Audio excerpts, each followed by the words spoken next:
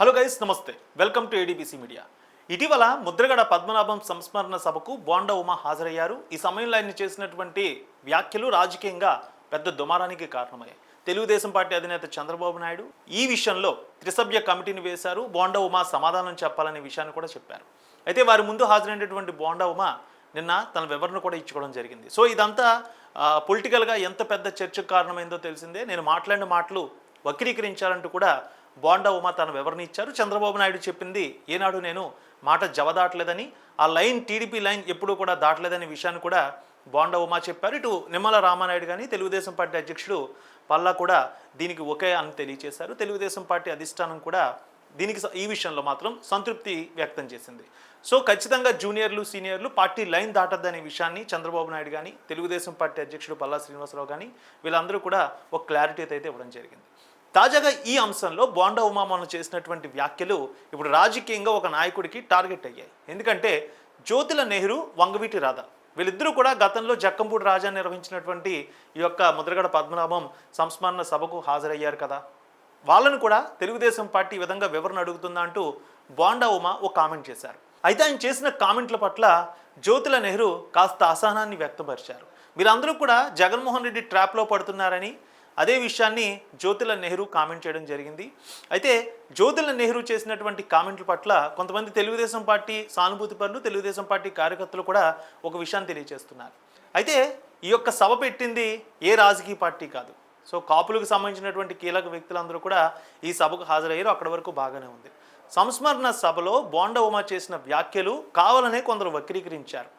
వాటి గురించి సొంత పార్టీలో నాయకులే ఇలా విమర్శలు చేసుకోవడం తగునా అంటూ జ్యోతిల నెహ్రూపై కూడా కొంతమంది టార్గెట్ చేసి సోషల్ మీడియాలో కామెంట్లు పెడుతున్నారు.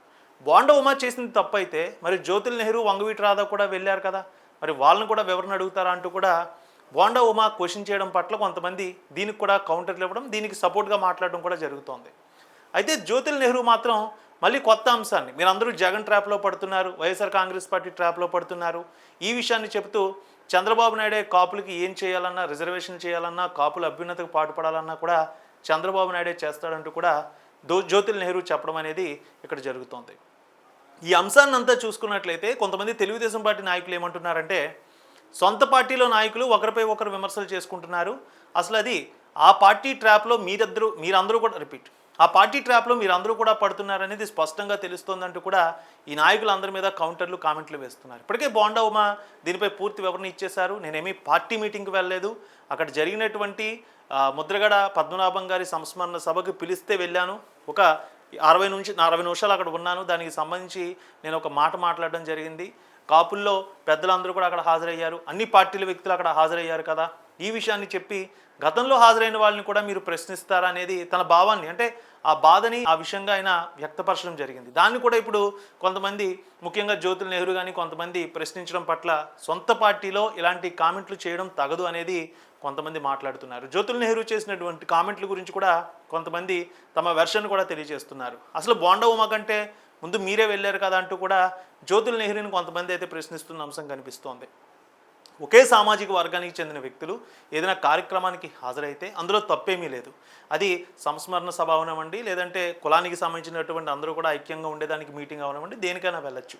అయితే ఆయన చేసినటువంటి కామెంట్ల గురించే తెలుగుదేశం పార్టీలో కొంతమంది మనోభావాలు దెబ్బతిన్నాయి, తెలుగుదేశం పార్టీలో కొంతమంది బాధపడ్డారనే అంశంపై బోండా ఉమ కూడా ఆయన బాధపడ్డారు, వివరణ కూడా ఇవ్వడం జరిగింది. మళ్ళీ జ్యోతిల నెహ్రూ కానీ కొంతమంది నాయకులు కానీ మళ్ళీ ఈ అంశాన్ని మళ్ళీ ఇంకా రేకెత్తిస్తూ ఉంటే అంశాన్ని మళ్ళీ పెద్ద చేయడం అనేది సరైంది కాదు కదా అంటూ కూడా కొంతమంది తెలియజేస్తున్నారు. బోండా ఉమ మాత్రం పెద్ద ఆయన ఏదో కామెంట్ చేశాడు అంటూ జ్యోతిల నెహ్రూ అంశాన్ని అయితే ఆయన మాట్లాడకుండా పక్కన పెట్టేశారు. ఎటువంటి కౌంటర్లు కూడా ఇవ్వడం లేదు.